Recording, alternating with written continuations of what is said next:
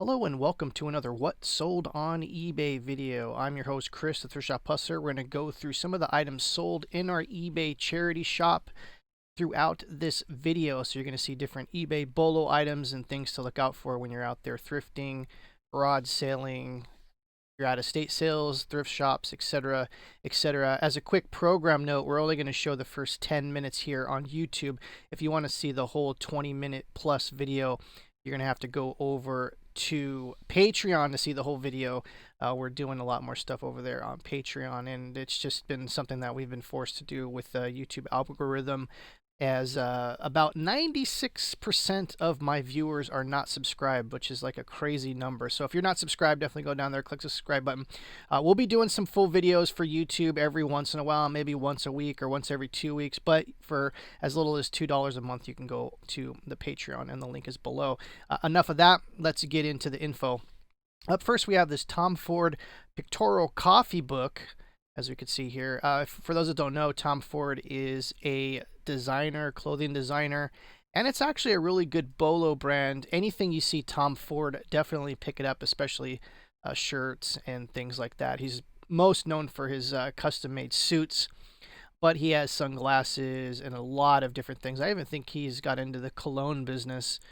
But there's lots of accessories. Anything Tom Ford, pick it up. It hasn't been kind of messed up by the whole clearance, like, basically Coach, used to be a really good name in purses, and then they started to have, like, clearance sales and all kinds of different kind of like outlet stores, and kind of devalued the brand. And so that's kind of what happened with Coach.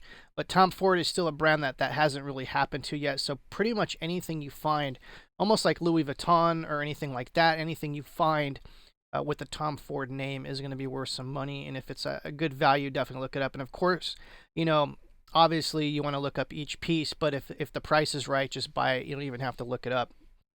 So yeah, this is just a coffee book that went for, a coffee table book that went for $65. So as you can see here, that's Tom Ford. That's what he looks like. He looks a little older now. I'm not quite sure. Yeah, 2004. That was 16 years ago. But yeah, you can see this book went for retailed for $135, and if this thing was brand new, it would probably go for like $40 or $30 more. So just look out for Tom Ford anything. Next up, we have this antique 1977. This is a Peggy Newhall silhouette. Silhouettes were very popular at the turn of the century. There, as you can see here, this is inscribed by Peggy Newman. As you can see here. Silhouettes, they're basically like someone will take your figure, and usually they're just kind of like cut out. Sometimes they'll use like shadows, and they'll trace it real quick, or even the newer ones will take photos and just cut it out. But basically, the old time would be like they would take a shadow, they would put you in front of behind a light, and then they would kind of trace you out, and do all that kind of stuff, and then cut these out, and that's how they'd paste this black piece of paper once it's cut out. The artistry is in the cuts. But anyways, enough about silhouettes. If you ever see this kind of stuff out there, it's not worth a lot, but if you can get a famous person that has done this, or something that has like novelty value, it's definitely something to look at and something to pick up. I want to say we did take a best offer for 30 something on this piece, from 1917. That's, towards the tail end of World War One. And if we could take a little deep dive, definitely look out for one of the best known things for collectibles and silhouettes has to do with Disneyland. I'm not sure if they still do it today, but back I know for sure in the 80s they used to do this, but all the way back in the 50s when Disneyland opened, they used to be able to do silhouettes, as you can see here. This one sold for $75 last year. And the older the better, by the way, with these type of things. As you can see here, it looks like this one is actually, I don't know why the little scissor thing's there. Maybe this one is like something that needed to be cut out at some point. But the Disneyland silhouettes are probably one of the most well-known silhouette kind of thing that's out there. But like I said, usually for Disneyland, it's the older the better. This one went for $100. This was from 1955. Disneyland opened in 1955, for those that don't know.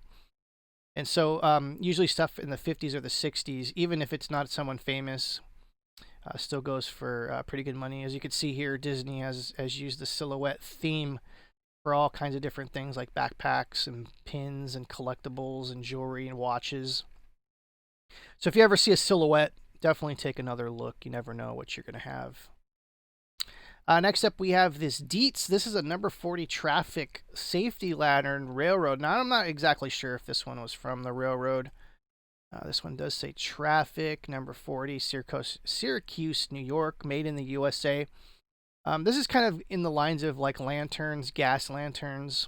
I think this one was actually a candle one, so this one had to be, I think this was a candle one. I'm not exactly sure. And as a matter of fact, I think there's actually a piece missing from the bottom. But anyways, the main thing is to look out for these type of lanterns. I mean, this thing was pretty beat up. It was missing its original pieces, and it's still sold for $34.99 with $9.99 shipping. And, you know, this thing brand new would easily go for $200. I mean, they're very hard to find because these are from like the 30s, 40s, and 50s, around that area, or era, I should say. And so finding these things in good condition is really hard to do. As you can see, it's got a little bit of rusting going on, which meant you know, it's seen some weather, whether or not, you know, it was East Coast or West Coast. You know, East Coast is usually known for being a little bit more damp, so a lot of that stuff is going to be rusted out, like old cars and things are the same kind of way. Especially, you know, when they salt the roads, and you know, a lot of the undercarriages of cars from the East Coast are just eaten through with rust. But as you can see here, this does has a little bit of rust. But the main thing is, if you ever see lanterns, to look them up. Even newer ones like Coleman and gas lanterns. There's a huge market for that type of stuff. So just keep a lookout for that. Next up is we have this National League ball. I wanted to say this one was from the 60s, though I did list it from the 50s because this particular ball ran through that era. It was an official National League ball. So what's interesting about this is official balls, baseballs from back in those days, were not as plentiful as they are now. They make literally millions of these balls a year for current stuff because of foul balls and, you know, home runs and just batting practice. And like I said, balls just, you know, get used up all the time. But back in the day, you know, balls weren't as used back then. So it was actually really hard to get, you know, one of these balls, especially, you know, like this is probably a home run ball or a foul ball or just a ball that was given to some fan in the stands. But this is a National League ball. And I will say it did have some signatures on it, but unfortunately they were all faded. And I did try my best to kind of look to see if there was anyone notable that I can at least try to salvage. But unfortunately, even with UV light and all the different things that, you know, photoshopping with trying to like use the contrast, I couldn't figure it out. And so unfortunately, we just had to sell this as an unknown ball. Some of these balls brand new go for a crazy amount of money. This one sold for $24.99 with one bid. And, you know, like I said, this is stuff that easily you can find at garage sales, because the great thing about garage sales is you can go to one and they have like buckets of like sports equipment and like gloves. And I mean, there's good money in that stuff, and bats. Some bats are worth good money. But no one usually kind of looks at these random balls, because sometimes they end up in kids' like rooms, and like, you know, grandpa gave it to them and they don't care because they're in the video game. You know what I mean? Like there's a lot of things that collectibles that the younger generations won't appreciate too much. And I think this is exactly like kind of what happened with this ball. But anyways, we were able to date it because of the commissioner's signature right there. And that's another thing. Baseball has commissioners. They used to have National League and American League commissioners, and I think now they only have one commissioner for the entire league. So there's just a lot of great information to be found in here.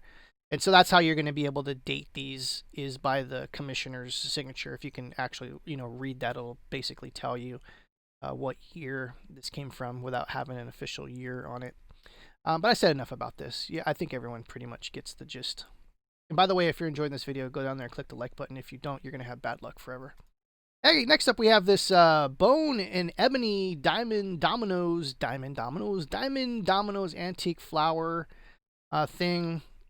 Yeah, I guess these were made out of bone. They're antique or vintage, I should say. Not really antique. They did have a little kind of weird rust in some of these because I think these might have actually been held together by like some kind of metal pin. Anyways, as you can see here, it's got the. I'm pretty sure this was like an Asian import. As you can see there, it looks like an import label right there. But it definitely has a lot of Asian flavor to it. I mean, the box is falling apart. This thing's still sold for $81. Just look out for any kind of older. I forget what there's a. I think it's a Chinese Dominos game. It's Mahjong. I think it's called Mahjong. Some of those older sets actually go for a pretty crazy amount of money. But anyways, just look out for this kind of stuff. This is an old Domino's set, and you wouldn't think that this would go for $81, but it did. And some of this stuff, like I said, this is definitely garage sale and estate sale stuff. You know, people have this tucked in the corner. You know, they play it every once in a while, if not ever. And so this is just another kind of thing to look out for when you're at a garage sale or an estate sale. Next up, we have this Yardro from 1985. This is a girl with a rooster, and you can see the rooster is in her hand right there. It actually looks like a duck. Actually, it looks like a ferret. Oh, no, that's the tail. If you look at let me see if I can actually do that. If you just look at this, it looks like she's holding a ferret, but that's the tail. There's a chicken, turkey, duck, goose. Hey, there's some eggs in the basket. Anyways, we've talked about Yardro before in the past ad nauseum. As you can see here, there's going to be all your information is going to be in the bottom here. What I found interesting about this piece is, though it does have a year, it doesn't have. Oh, it does. I see it. It's marked A27.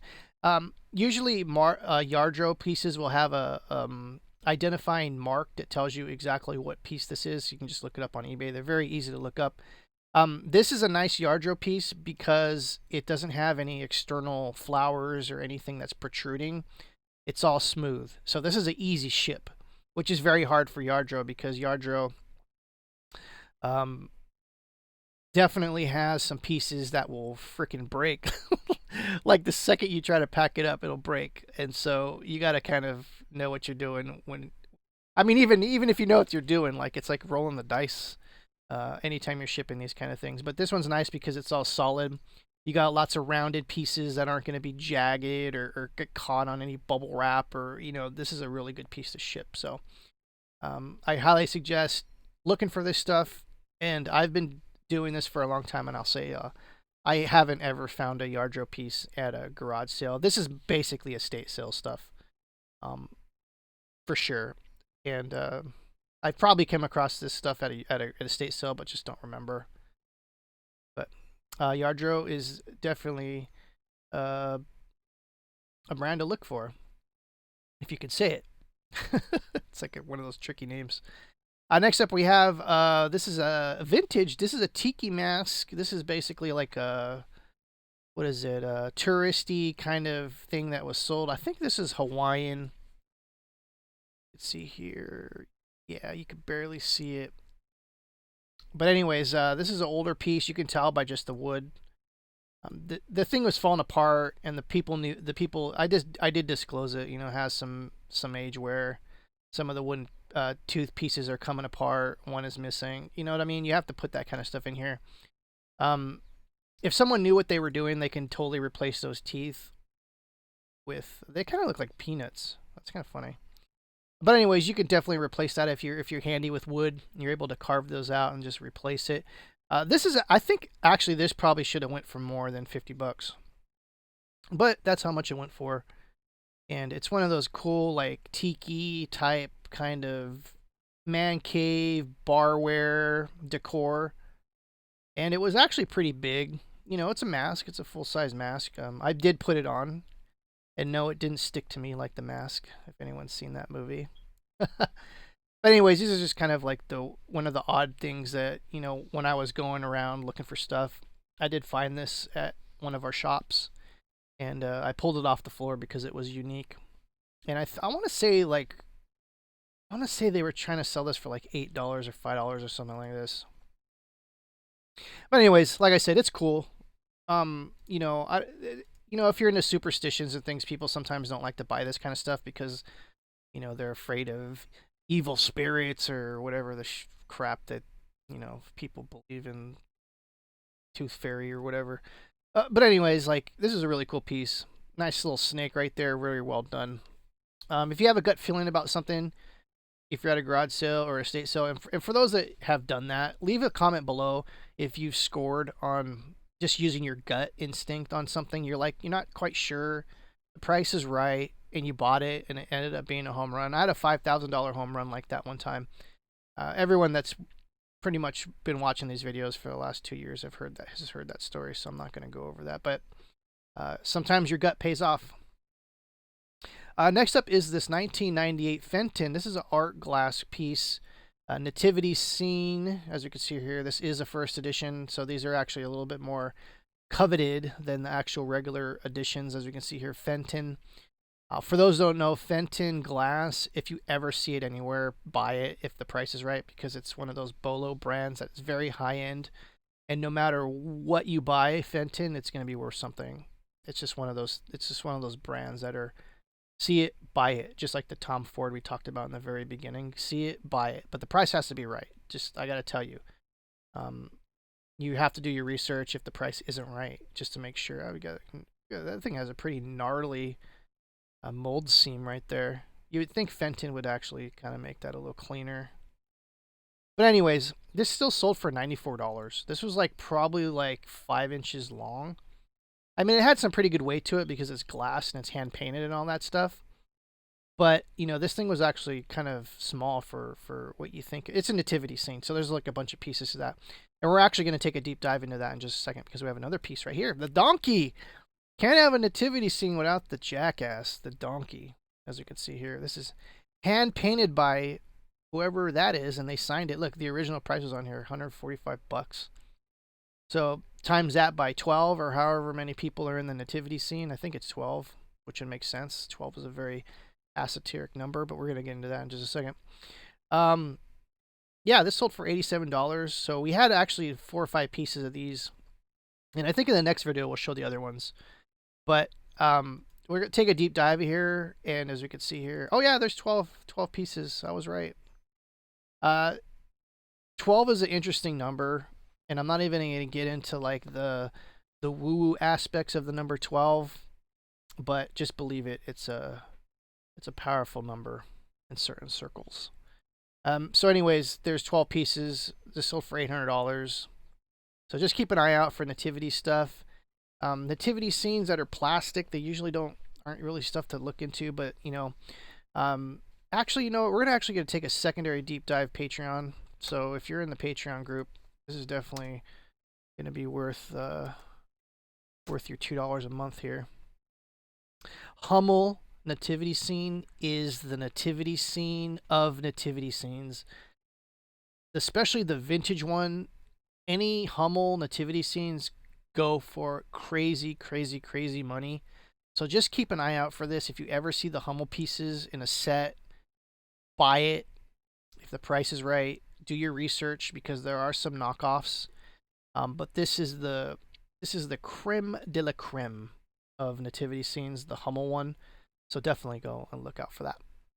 Next up, we have this Matt's Joanna, jeez, whatever. It's a glass thing. It's got seals, otters.